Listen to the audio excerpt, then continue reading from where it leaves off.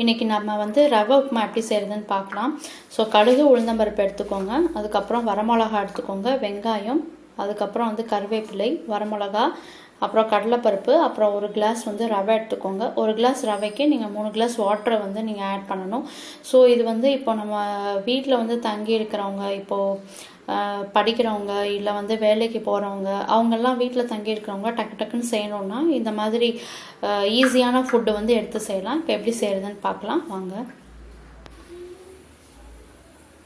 ஒரு பேன் எடுத்து வச்சு சூடு பண்ணிக்கோங்க. பேன் சூடானதும் ஆயில் ஊற்றிக்கோங்க. கொஞ்சம் நிறையா ஊற்றிக்கோங்க. கீ இல்லைன்னா கொஞ்சம் ஆயில் நிறையா ஊற்றிக்கோங்க. ஒரு 3 டேபிள் ஸ்பூன் ஆயில் ஊற்றிக்கோங்க.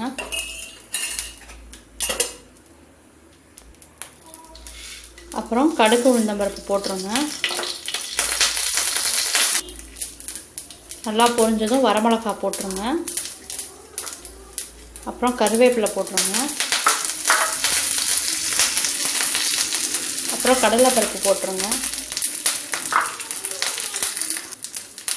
போட்டு நல்லா மிக்ஸ் பண்ணுங்க.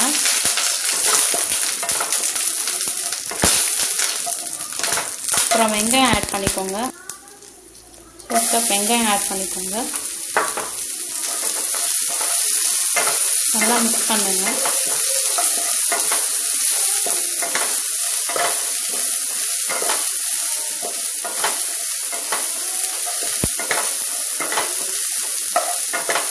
கொஞ்சம் வந்து ப்ரௌனிஷ் ஆகணும் வெங்காயம். நல்லா வதங்கிடுச்சு பாருங்கள். இப்போ வந்து 3 டம்ளர் தண்ணி ஆட் பண்ணிக்கோங்க.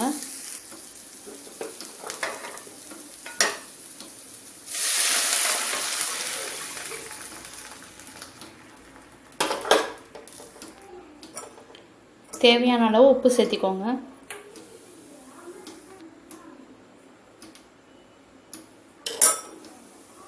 நல்லா மிக்ஸ் பண்ணிக்கோங்க. இது வந்து கொதிக்க விடணும். இப்போது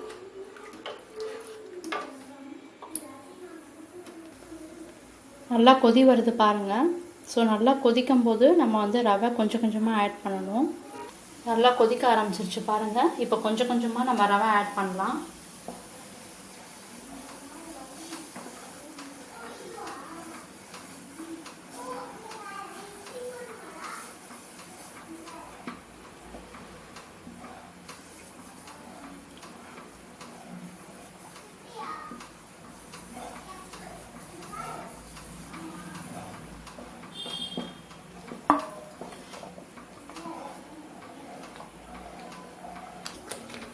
கட்டி இல்லாமல் நல்லா வந்து நம்ம மிக்ஸ் பண்ணணும்.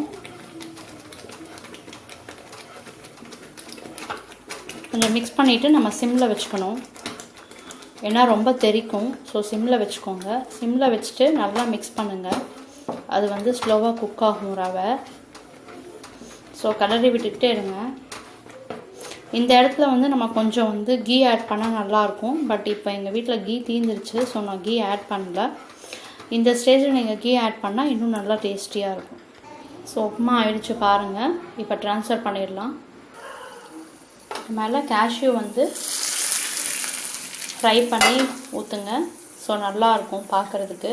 ஸோ இந்த உப்புமாவோட நீங்கள் வந்து தேங்காய் சட்னி அரைச்சி சாப்பிட்டிங்கன்னா நல்லாயிருக்கும். இப்போ வேலைக்கு போகிறவங்கலாம் சீக்கிரமாக செய்யணும் அப்படின்னா இந்த உப்புமா செஞ்சு சாப்பிட்லாம் இப்படி. ஸோ பேச்சுலர்ஸ்க்காக தான் நான் இது போட்டிருக்கிறேன். ஸோ இந்த வீடியோ உங்களுக்கு பிடிச்சிருந்ததுன்னா லைக் பண்ணுங்கள், ஷேர் பண்ணுங்கள், சப்ஸ்கிரைப் பண்ணுங்கள். தேங்க்யூ.